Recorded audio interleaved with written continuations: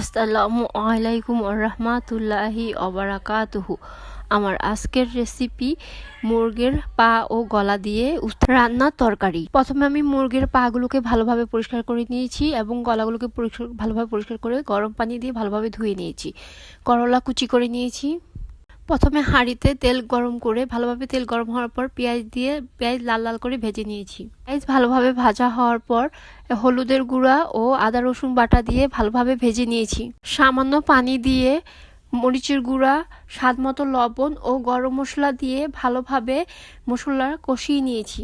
মশলা ভালোভাবে কষানো হলে মুরগির পা ও গলা দিব এবং পেঁয়াজ ও গরম মশলার গুঁড়া দিয়ে ভালোভাবে কষিয়ে নিব। নতুন নতুন রান্না পেতে আমাদের পাকশিল্প চ্যানেলটিকে সাবস্ক্রাইব, লাইক ও কমেন্ট করে আমাদের সাথে থাকুন।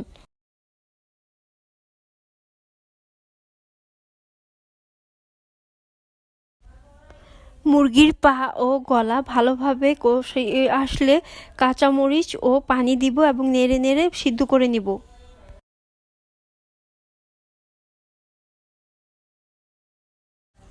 মুরগির পা ও গলা ভালোভাবে সিদ্ধ হলে উস্তা দিয়ে নেড়ে দিব।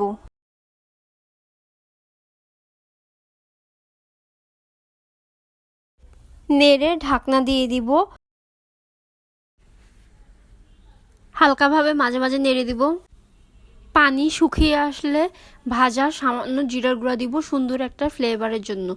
তৈরি হয়ে গেল আমাদের উস্তা দিয়ে গলার হাড্ডি ও মুরগির পা রান্না।